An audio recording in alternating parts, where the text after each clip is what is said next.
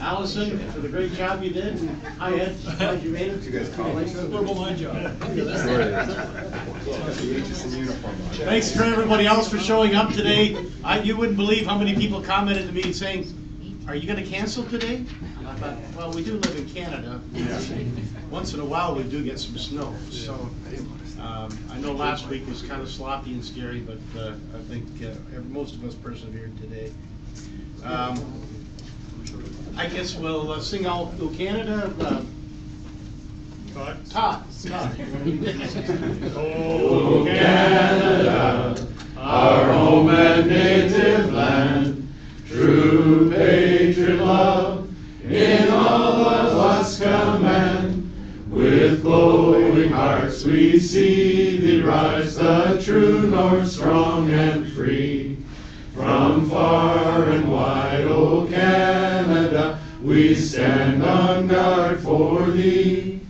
God keep our land glorious and free.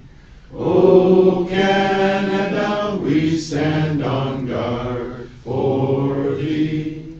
O Canada, we stand on guard for thee.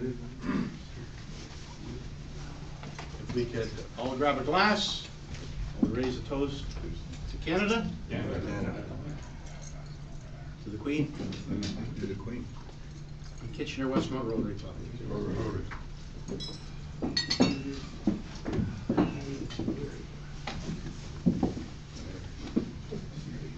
Bow our heads.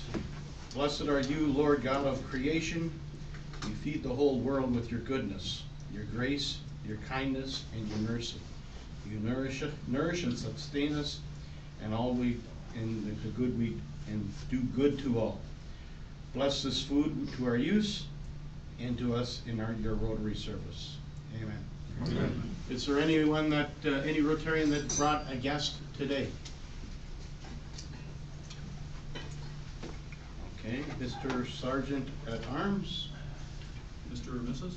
Mrs. Our speaker today is Drew Ripley, and he'll be more formally introduced just before he gives us his talk.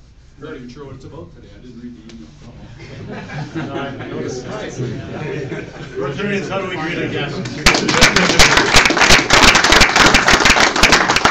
Being you're our guest, you get to lead us to the buffet table. Yeah. Follow along, double time.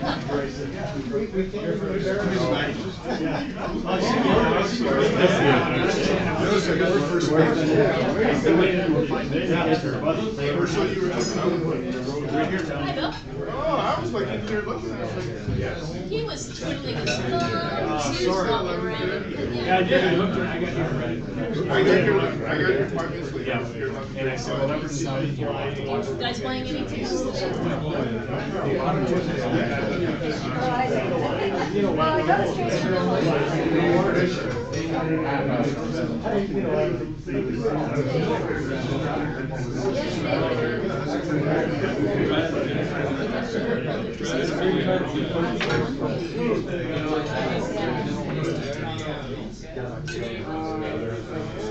So you were okay. We're going to need another tray of fish.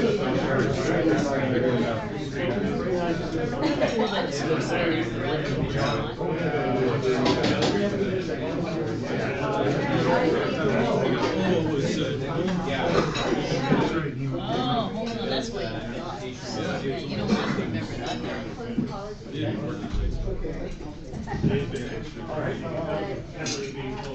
Okay, so now that's the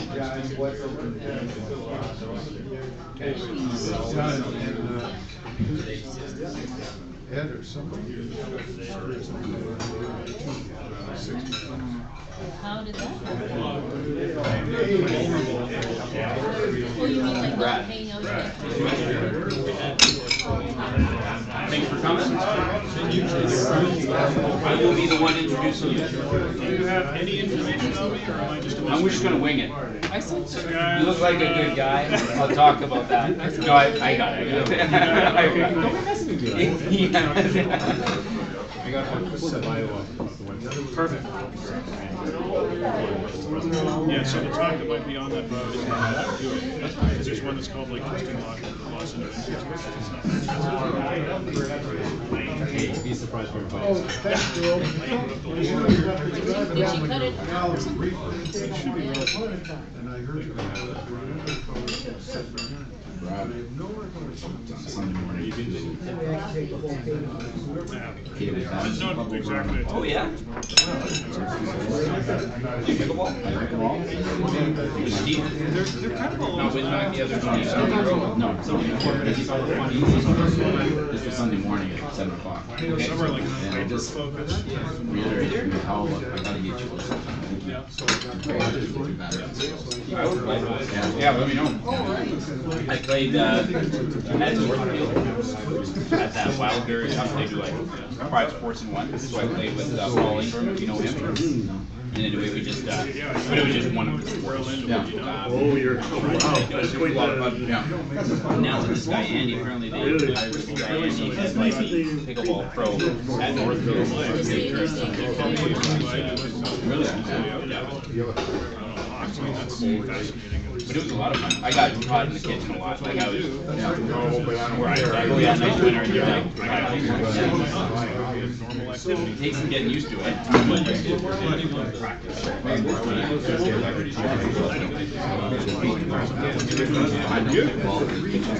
Right, yeah.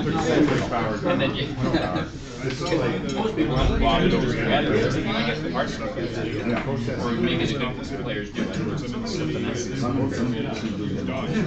Yeah. So, any other time today besides? Yeah. They play all the time. Actually, they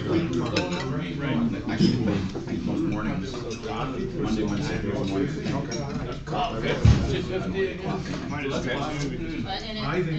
But you're playing 7 a.m. Sunday, is that right? And then badminton serves back to back. Okay. I'm out of town this summer. We're going to see Westmount parents, but in March when I'm back, I'll do it. If you're around. on Monday. Okay. We're May then. Yep. May 4th. Oh, wow. Yeah. We'll have to do it. Where are you going? Florida. So you're going to be working on it? Both locally and internationally. Across Florida? Oh. Should be nice weather. Well, locally here in the region, Mid-70s. founded by Rotary here in the region. Should start warming up a little bit. Your daughters come up? Grandbaby? Well, They came in November. I know of Maria, I And the other daughter's texted coming her, in. and she texted me back, she's in Mexico. Oh, you might have, yeah. I didn't know he wasn't. Wouldn't hurt. Yeah. I think it's 2 years ago. Is that right? Wow. Seems like it was last year. Never been to Canadians got it too much. Oh, come on, they do. Only if they're up, only if they're up. Yeah. A lot more golf. Stay away from the strip at 2 a.m. Why were you saying? It's December, yeah. Yeah. They're not, no, Yeah. they're not canceling the game. Is she more from down there? No, I'm okay for now. It's just tough though. They're doing it. I say we see busy. Yeah. What's that? Most people ever been working down there, right? Oh, there you go. Many. You don't say that when you cross the border to the end, do they? I do, because I have a visa. Yeah. But you have to visa. By, So you have to say, I'm working in all these years. Gonna be working at all, you're gonna say the transfer to work. Is it hard getting a visa? What country? Whatever. Yes. Anywhere where you have to be fenced in as a guest. Oh, really? Professor Rock talks about that one. Awkward ride between the airport and your resort. And the things you see. The application. Yesterday was this guy won $1 million in the Jamaican lottery. And when he went to go get his check, when they took his picture, he put a mask on and gloves so nobody can identify. Regionally sensitive. Pretty depressed area. Yeah.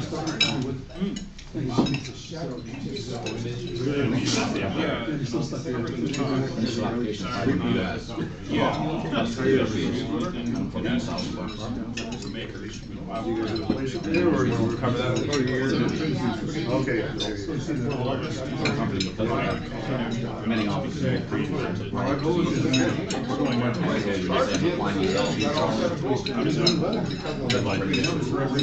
Every time someone says, well, it's considered a friend to this place that have a similar thing that they've been able to do. Our friends from the same lot yesterday, and they said, how are the roads? They don't want to spend another $1,000 for another meeting. They bring us to go to the hotel, sit in my kitchen, and come back and take us. But I thought,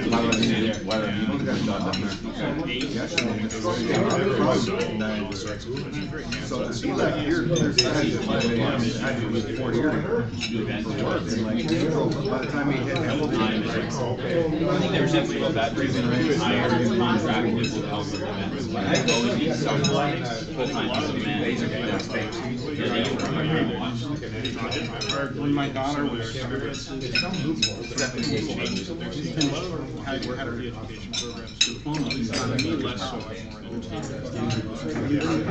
more she met this company called Patronics here. So they interviewed her here. When they flew her to Boston, they interviewed her. And then they hired her. They went out to work at Boston. They just studied. She's got her diploma from Conestoga College. College in the States and county. It's not a degree. So their people had to do some dancing around to get her to go down. And she actually went down on what's called a learning visa. She was supposed to be teaching, being taught. Oh, yeah. What she was doing was teaching to school. Last time I spoke to them, they were trying to keep it just. Not yet. I could actually give an entire talk on latex, what it is. I can understand the rest.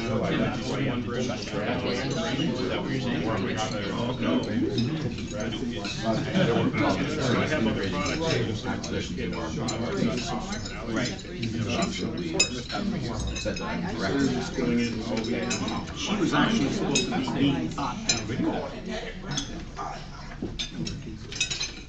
I should probably what is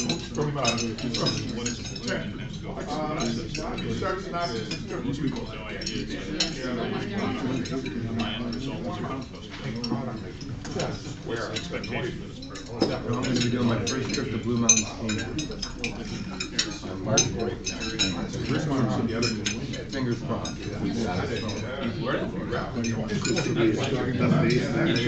Your conference?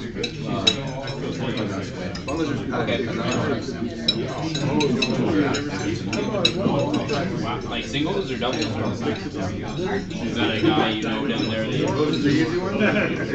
Right.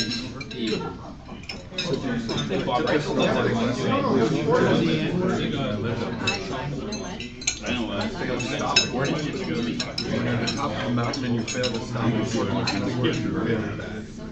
yeah.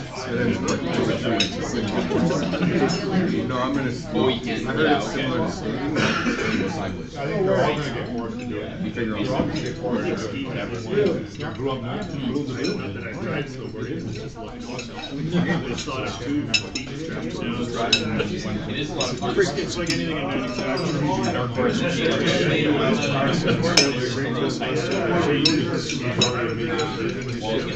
I still remember for being a Josh because like we went to the top of Marvin, and like I said, I screwed ended up, I lost my whole group. I went singing down the mountain. And I went for a good minute or two. Yeah, you want Until I tried so hard.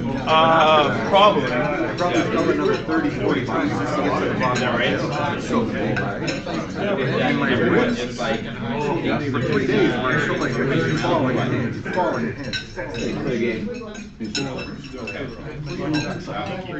Either front or back, you always land on your wrist first. First like that. I heard that place sold. Conditional on finding a suitable building for them to go to. I heard of a condo park. And then that developer back what they want. Yeah, they'll get like more nicer facility. With your back, if you fell once, Oh yeah. you tracked you for a month. I haven't been there in a year, but I just know because I know golf can I knew some of the other coaches. Yeah. It wasn't very social. Club to really. Yeah. Okay. Right. Yeah. Now it's pretty old. Like space. Need something that really had Both of us were half asleep.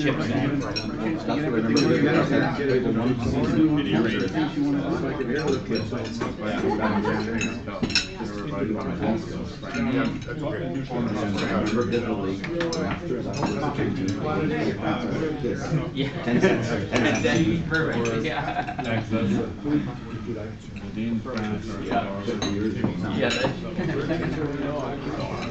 Oh, I haven't. I always get invited, oh, that's good, that's good. I always get invited to play again. You know, I don't agree with what they do. I just don't want to play at all. Yes, Yeah, well, I know you know. Yeah, very. Gary. Right? All the bingoes and sergeant at irons. Pretty old. Pretty old. That was good action last year. Couple of interesting people walking in. She's older.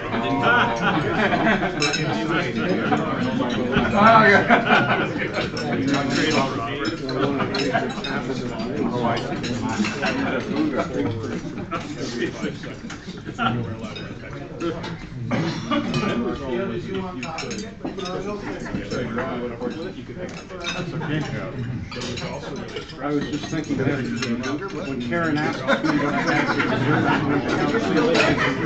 Oh, really? Oh, yeah. Well, the service I was watching, I think, was right beside the ball. My little guy, that's my favorite. Can't say that's crazy shit. My little guy's in the back seat with me, and we go kind of stuff and meets with us. Is that where they kill people? And I'm like, it's so sad. He thinks they're like my second favorite animal.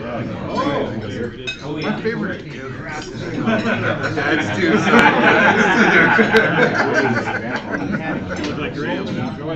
Oh yeah, that's right.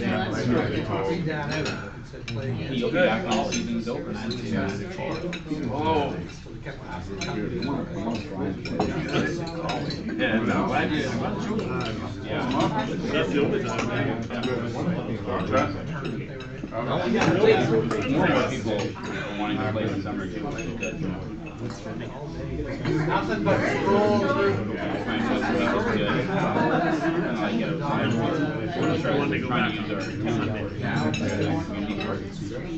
Thank you, sir. Yeah, decent. Like I used to play a couple of weeks, decent amount. Probably not as good as my boundary squash, but next in line. And then Oh, yeah. so doing the volunteer kids lesson squash. Too busy for that. When Hunter gets older, I'll start doing it again. So did go back to the hill. Really not that right. take it back.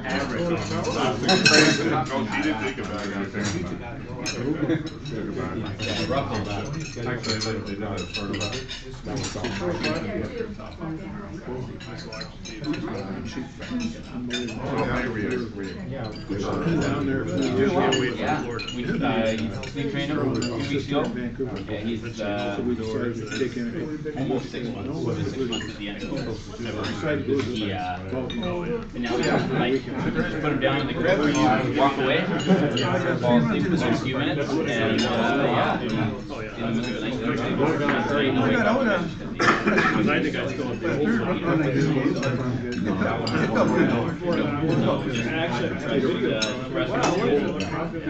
old we actually went drinking with Ripley, California on the weekend. Because the lessons there,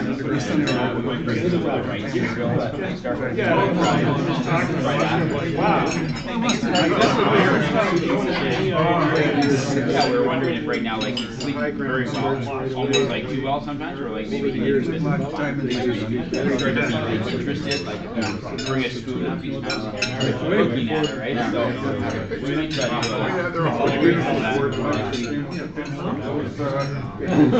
do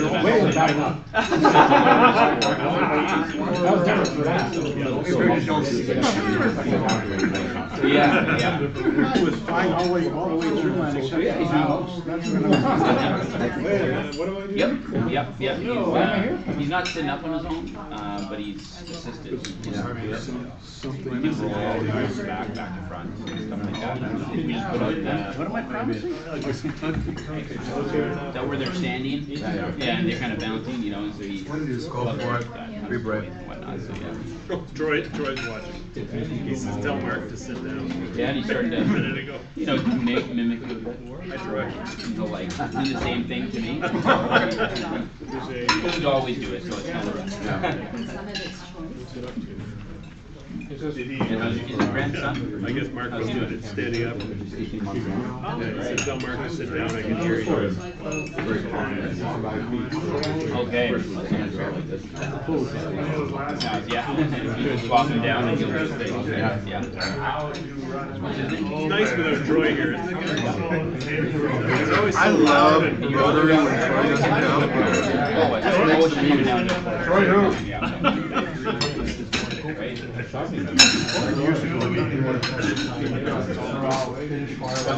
lot of guys that are happy on that leave too.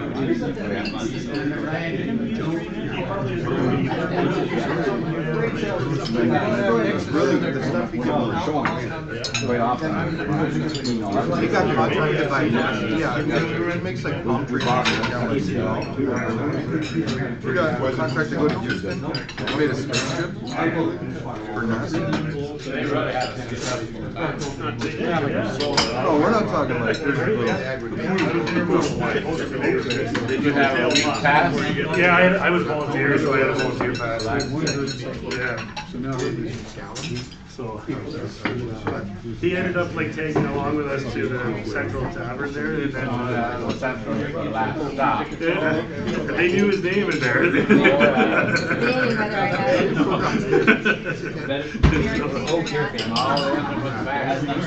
then the only reason I figured out that we worked for is because we finally figured out where he lived to drop him off. He had the truck in the driveway. He even tried to get out of him where he lived was the challenge. We had to open and lock his door. She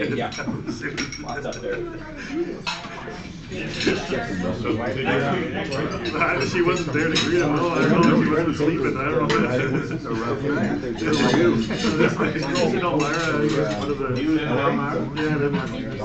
So I'll just run through a little bit of business here. Members' birthdays. Mike Collins is on February the 4th. And Jake Thomas, February the 12th. We don't have any spouses' birthdays in the first 2 weeks of this month. And no anniversaries. However, Rotary anniversaries, Jeff Heipel joined us 15 years ago on February the 4th. Rick Bolzon, 20 years on February the 10th. And Bill Peg, 5 years on February 15th. Oh, sure. Does any Rotarian have any business they'd like to conduct? Is there anyone that would like to speak? Go ahead. Just want to let everybody know with regards to the KW Trivia Challenge. It's again Friday, March 1st, right here at the Crown Plaza. At this point, early bird table sales are done, but we still have, well, minus the one Neil had, we have 4 tables that are left for purchase for the whole room and will be sold out.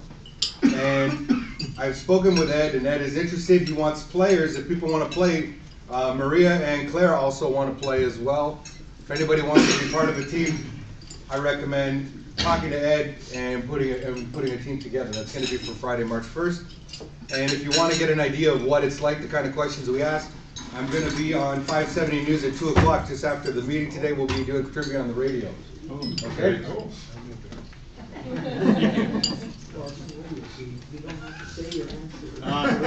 Jack. We have a fellowship event on the 28th of February. It's indoor golfing opportunity. Friday is the last day, so I encourage any of you that are thinking about it, please do it. If we don't get enough, I'm going to have to cancel. We're right now around 10 or 12 people, and we need to book each area requires 6. It'd be nice to get up to 18 to make this a viable night. So if you're thinking about it, please register ASAP. Thanks.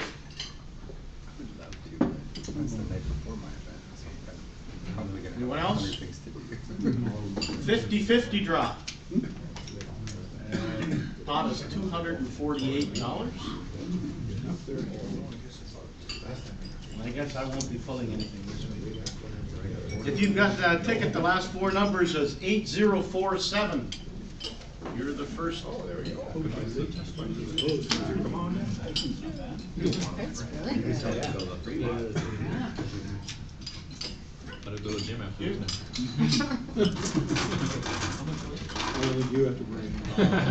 Sorry. The time I won 130. Whoever bought a ticket just before me, 8030. 80-30. Hey, there you go. 29.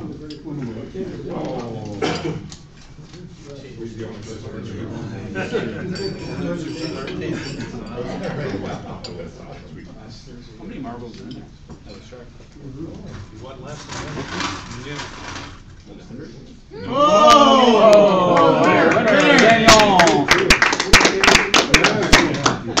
And the next person to take a draw Hold is. it up for a picture here. Tell us who the next person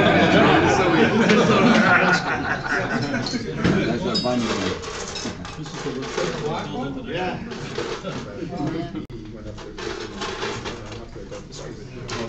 You know, I shouldn't have put it back in. We've had one over. Or 2. So make sure Jack marbles gonna be less more money. Oh, yeah. That's more than mine is. It's good you never paid it. Like going holidays. Boy, Jack. Congratulations. Sorry to ticket holder 8022. You didn't get a chance.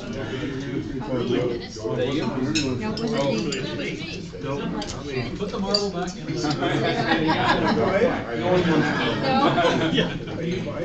Then I'll call on Brad Ince to introduce her. I heard that, but what did? We did not take it home. We didn't know. Nobody knew. Drew Ripley, you guys hear me there? Drew Ripley, entertainer, artist, and professional speaker, chief twisting officer, owner of Drew Ripley Entertainment, business director, Canada's Twisted Team. Building a life out of balloons was not the original plan, yet as a full-time artist, Drew has discovered a medium that can stir the emotions and create the unexpected. Ideally, every piece will create a positive, memorable reaction. While his art focuses on the balloons, technology, and rigging skills are often required to create the most difficult projects. As an entertainer, his desire is to leave a sense of whimsy and delight with the audience. Created in 2009, Drew operates an entertainment company that specializes in one-of-a-kind balloon art, decor, and entertainment. He uses his finely tuned balloon skills to create one-of-a-kind balloon shows, costumes, and displays. His talents have led him to several major projects in the US and Doha, Qatar, with friends at Origami. These projects are designed for major events and typically use a minimum of 40,000 balloons. In addition to his art, he is the business director for Canada's National Twisting Team. This is a group of top balloon artists across the country that form up every 2 years to compete at a World Balloon Convention. In 2016, the team won a bronze award for their medium sculpture, placing 5th overall in that category. In 2018, they will be competing against 9 other countries in a large sculpture. Drew has received multiple awards, including the prestigious Duke of Edinburgh's Gold Award, awarded to him by His Royal Highness the Duke of Edinburgh, Prince Philip himself. This award is designed to encourage youth to become more consistently engaged with society, with weekly targets in physical fitness, skills, and volunteering. He was awarded the Commuter Challenge Trophy for highest participation rate for a small business, where he commuted daily by unicycle. Through Lions International, he has achieved the Lions Quest Fellowship, which is awarded to those who really care about children. He has also received the Bruce Murray International Youth Camp Fellowship, an award for members who work towards creating and fostering a spirit of understanding among peoples of the world. I'd like to introduce Drew Ripley.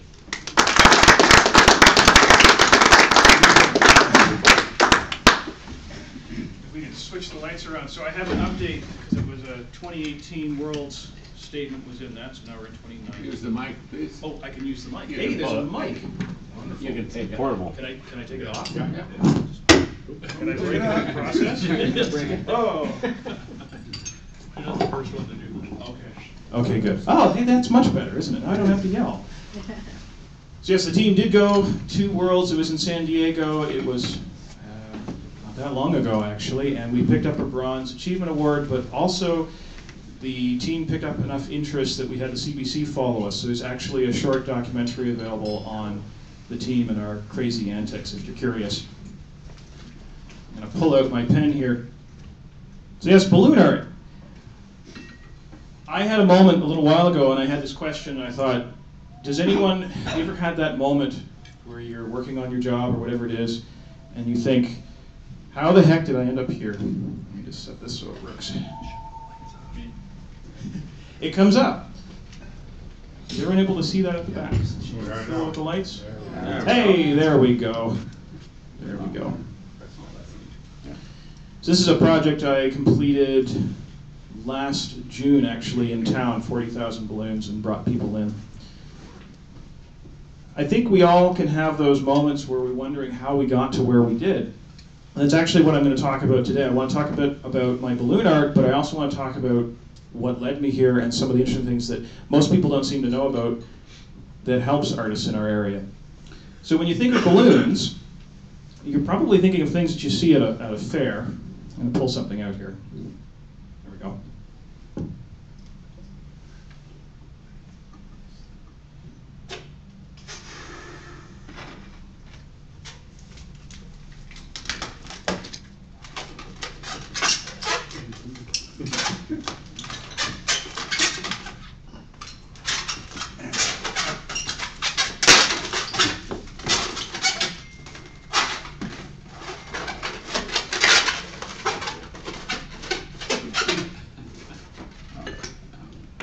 It's the balloon dog. Hey!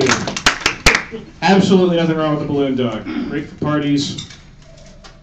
Fairly simple though. We're just going to sit him here. Stay. Good dog. So I tend to go a little bit beyond that. Much as I always have balloons in my pocket, I make crazy costumes. These are all vegetables. They were at a Cambridge event, the Gaslight District, when they did their opening. I was in stilts, and I basically ran around with a giant balloon hoe and tried to keep my vegetables in order, much to the delight of children and even adults. I'll make giant structures. The two largest that I've done here, this is from 3 years ago now, Maker Expo. The dragon here is sitting, the sea serpent is sitting in the Kitchener City fountain, and it was actually it was functional fountain. So kids were doing a scavenger hunt, and they would eventually come up to the front and get to pull a big lever, and the sea serpent would light up, and water would come spouting out of her mouth. And I also like going for really extreme things. This is the first known balloon costume that was rideable. Most balloon costumes, actually all balloon costumes except for this one, you can't ride. And it took a phenomenal amount of effort to achieve this. This too was in town. How many balloons would that be in that? This project was 40,000, so the background there's like a full cave and structures that people could walk through, and then the dragon up front. I don't remember the specific count on the dragon. I would say around 5,000. You don't blow those all up by hand? I have the lungs of an iron horse. No, we have tools. We have tools, and I'm going to show you a few secrets. So this is what I call extreme balloon art, and typically we only see this stuff when a big mall opens. So when I was in Doha, that's exactly what we were doing. We were opening a brand new wing. It's a very large facility. They can drop a large amount of money, bring a bunch of us in to make something crazy and wonderful and awe-inspiring. As artists go, I'm a little strange. I like to mix mediums. So a lot of balloon artists, they will stick to just balloons, and there's nothing wrong with that. I think that's actually a lot of fun, but I like to really mix things up. This was my character from Halloween. Yes, I'm wearing a pumpkin on my head, and I've dressed it up with balloons, much to, again, the delight of children and confusion. And that's kind of the point. I like mixing things up. I have a lot of technology in my show. There's a machine in the back here called the balloon making machine. When I started, I graduated from university with an English degree in fine arts. I had zero computer science understanding, absolutely none. And since university, I've learned how to program items and make magic tricks and engage the audience a little better. This particular act is quite silly because it goes on and until eventually something comes out and whirs and pops, and it's a good time. And then this is Gertrude, and Gertrude and I actually we were in Israel in October. Gertrude is a giant balloon costume. She's a puppet on stilts, so I ride around on an ostrich basically. And she too is really unique. It's not just balloons, this is a computer program as well. She'll talk to people, she'll burp, she'll make all sorts of funny noises. There's nothing quite as funny as sneaking up on this giant bird, especially if the parents aren't paying attention, and the head goes over. And there's always a kid that's watching. The head goes over, the mom will jump, or maybe I go in and she grabs some popcorn. The kids love it. It's unusual, and it's taken me all sorts of crazy places.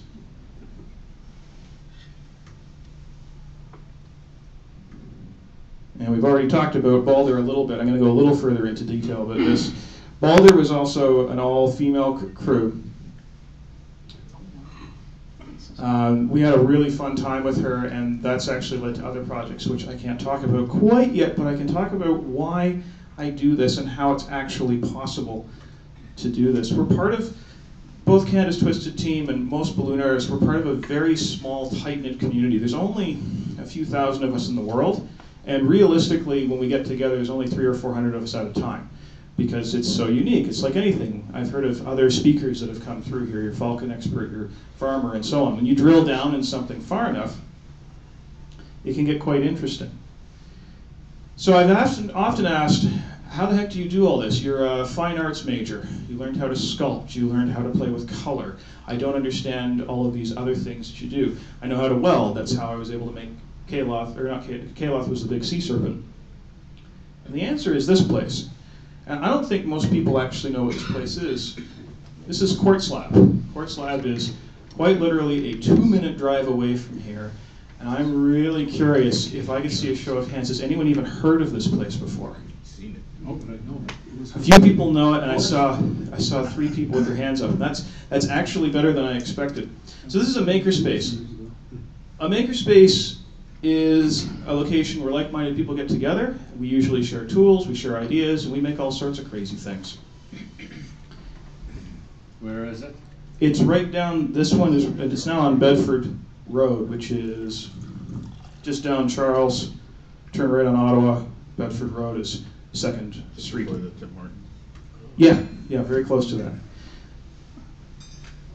There's 80 members. We have pretty much everything in there: wood, textiles, metal, electronics, and me with my balloons. And we're lucky enough, we actually just moved. We were in that building that I just showed you. It was a super tight, tiny little cramped space, but we were able to do a lot of interesting projects in here. This was our front room, and you can see we're just jammed with things. We have a laser cutter in there, we have a paint booth, so even in the craziest weather we can run in there and we can play with our spray cans, and it's completely safe. The air is kept clean. And our back room was, of course, crammed. It was our wood shop, metal shop. We had all sorts of crazy dust that would build up in there, but we could produce a lot of stuff. This is where I produced Kalot. This is where I produced the internal structure of Balder, the big walking dragon, and our little weld shop. And again, until I joined this organization, I couldn't weld. This was just a new thing that I learned while I was there. And our electronics table. So that's where we were about a month ago. I did some digging, and because I wanted to see how many people there had actually influenced events around here.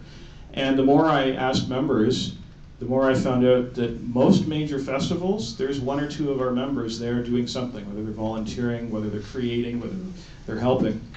These were a couple things that came up. KW Little Theater gets a ton of props out of us.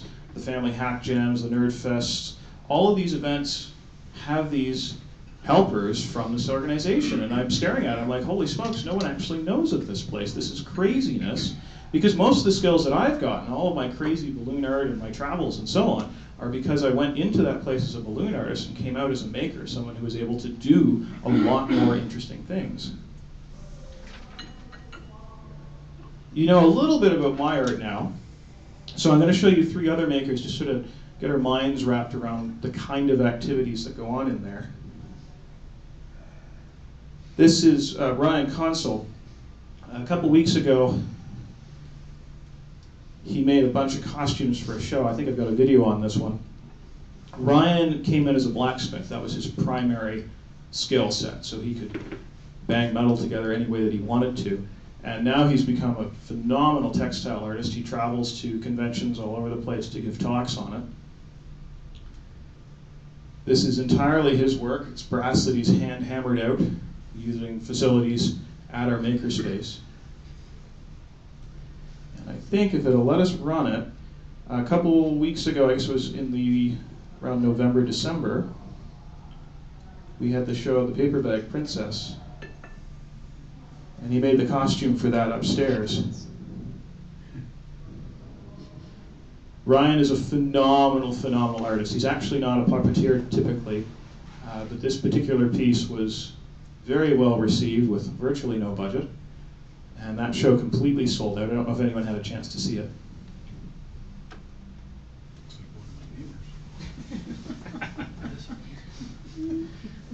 We've got Ravi. Ravi Babaolia is our current president. Ravi's an interesting one.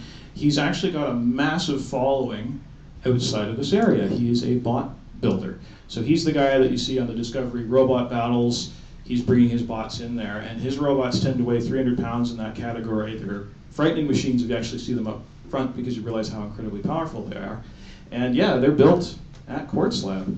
Now Ravi's really cool because he actually brings people in, and he's got, the last event I was at with him, this was a mini battle arena that they'd set up in the front room, so 1 and 3 pound robots, and there was a 7-year-old kid that showed up for the first time with his first battle bot. It was a 1 pound featherlight robot, and I remember we were all thinking, I hope this child knows that the purpose is it's likely to be totally destroyed. Kid did okay. So Ravi, while he travels internationally as well to these crazy robot battles, he's here promoting robot creation with youth. This is inside our little battle bot arena. You can see, I think those are 3 pound beetle weight robots is what they're called. Everyone's crammed up close. And of course that container is bulletproof glass. Quite often there's spinning weapons on these robots. Things happen, things explode and go everywhere.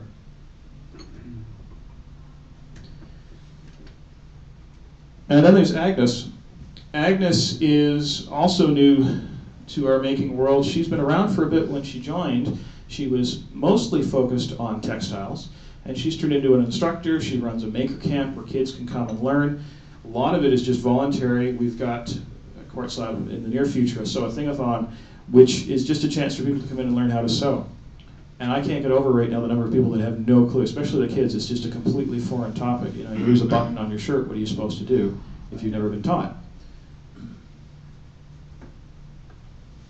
A lot of this really comes down to community.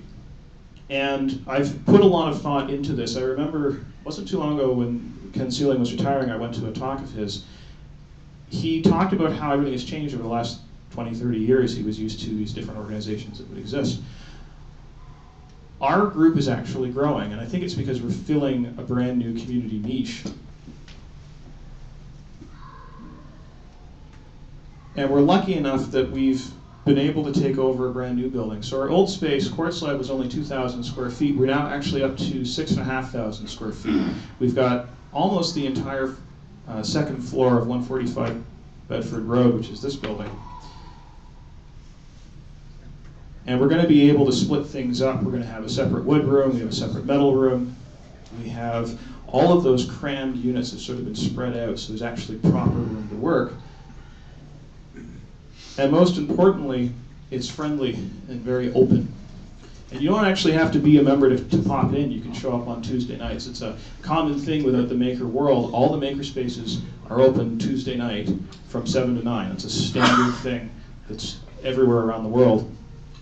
And one of our focuses at Quartz Lab was just to make sure that as we grew, this is our brand new electronics space. Remember how we had that one little table? Now we've got a proper room. As we grew, we wanted to make sure that there was a proper community that you could come in. Because one of the things that I learned as an artist when I started out, I had a couple of years completely on my own, like totally. Didn't know this place existed, so everything's got to be produced in my basement. And there's nothing wrong with that when you're starting out, except it's very restrictive. And of course, I can't run out and buy $30,000, $40,000, $50,000 worth of tools. I'm a brand new artist. There's lots of funky tools in there. We have CNC routers. We actually just had another one donated. It's a little less daunting for people to use if they want to start. It's from a local company in town called CNC Labs. And all of the other tools that you saw at the other place are also there. So usually at this point, everyone here is wondering, well, why are you telling me this? And I'm telling you this for one simple reason. Here there were 3 of you that knew. Now that hopefully more of you know about this makerspace, which is great. We have lots of members. We have professional artists like myself and Ryan and Cam from Tinker Truck, but we also have lots of people that just like to come in and tinker and enjoy themselves and learn something new and maybe just come in and fix something. The only thing I'm hoping out of this presentation is that you'll just tell people we exist. That's it. Because I guarantee you, everyone in this room knows someone who's stuck on a project, who's thinking, boy, I'd really like to fix this, and they can't, or they don't have the tools, or they don't have the knowledge. And there's a place where we're happy to say, hi, come on in, have a chat. What's the project you're stuck with?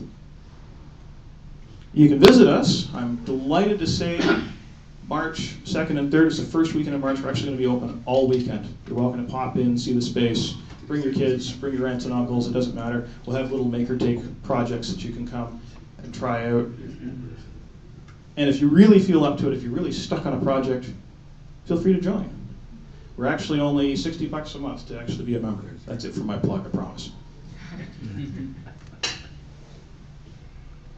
And otherwise, we've got our Tuesday nights, 7 to 10. And I've got lots of cards if anyone's curious about the place or if anyone's stuck on a project.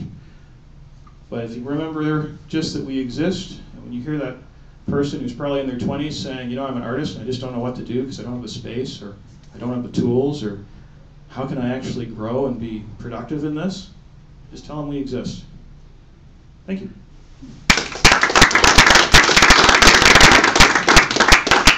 Jack. That was really interesting. The one thing I'm curious about is how do you go from fine art sculpting into making a living with balloons? I missed that. How do you bridge that gap? Well, you have to like balloons when you're 10, and I had to go get the real job first. When I was 10, I went to Vegas with my parents. It was supposed to actually be the Grand Canyon tour, see a whole bunch of geography, which I did, but we flew in and out of Vegas because it was the cheapest place. And coming back through Vegas, my mom was like, well, we'll wait a night because we can't get the plane until the next day. We go see David Copperfield, Ziegfeld and Roy, and some of the big acts. I come back and I'm twisted, like a really twisted up kid, and really excited. So I dabbled in this all my life, part-time. Something I did on the weekends, just something I had fun with. Went to university, became an event planner, worked in a big bioenergy company. We did phenomenal work, and then when the recession came, it just killed everything. So now I'm an event planner. There's no one doing events, I have no job, and I'm noticing that the only thing that keeps paying the bills are my weekend parties. And I just threw myself at it as best I could. Any other questions? You got any pictures of that rocket ship you did for NASA? Oh, in my phone, yes. So this would have been 4 years ago. I was in Houston, Texas, and we were attempting to break the world record for the tallest balloon structure at the time, which ended up being 66 feet tall. It took 300 volunteers, and there were 8 of us that led the project. But it was a 1/3 scale of the Endeavour with the full rockets, the booster packs, and fire down below. So I think I have a photo of that in my phone. I've seen it. Have you done any parade floats and that type of thing, big theme-oriented? Float parades, no. Most of the time the budgets don't line up around here. When I do parades, I tend to use costumes because they're effective and I can interact with the kids. So Gertrude is one of them, but I've had, the vegetables have been out when I've been a farmer costume. I've had a pig that I've chased around before. That tends to be the budgets in the area. Yeah? There's an organization out of Calgary that makes most of the mascot outfits for professional sports teams. Would they be considered part of the makers community? I think so. The maker sphere is pretty wide open. I mean, if you take something like Mythbusters and Adam Savage, he sort of became a popular icon for making in general. In a lot of cases, it's all the stuff that we used to do tinkering in our basements. It's just that we've made it more collective. And there's organizations around designed to allow group thinking. Anyone? Jeff, go ahead. Just the cost perspective, like, it looks like an awful big space there, and is it totally funded by the makers? Yes, we are 100% member funded. So the way we have it set up is whatever your membership fee is, that always has to keep the lights on. We do apply for grants for tools if there's a new tool that we want, or maybe a bunch of us, it's happened many times, 10 people will say, hey, I really want to get whatever the next tool is, and everyone will chip in 100, 200 bucks, whatever it is. But we don't want to be anywhere near grant-based funding to keep the lights on.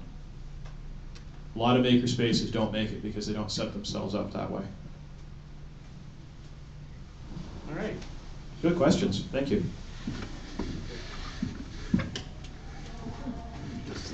Okay. Thank you, Drew, for your talk. I know we've all seen the balloon animals from time to time. I had no idea that we could see sculptures made of 40,000 balloons, and quite incredible, especially the riding one really caught my attention.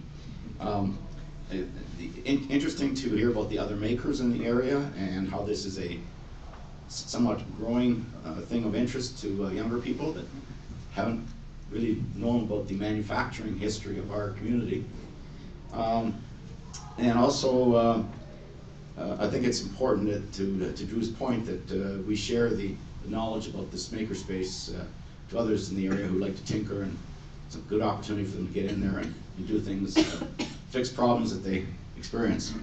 So Drew, thank you again for your talk. Our practice in the club is to not give a pen or a pencil or a coffee mug as a thank you, but instead we've restored the eyesight of an individual in Kenya by the name of Nemanyera, a 65-year-old female, in your name. So thank you very much.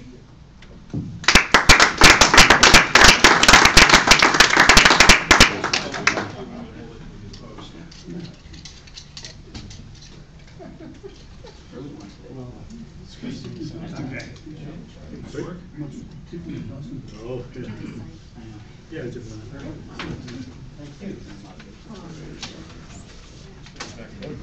Yeah, so true. Yeah. It was interesting. I like it. The building, I've seen the building. And because you didn't get a chance to come up and pull your number.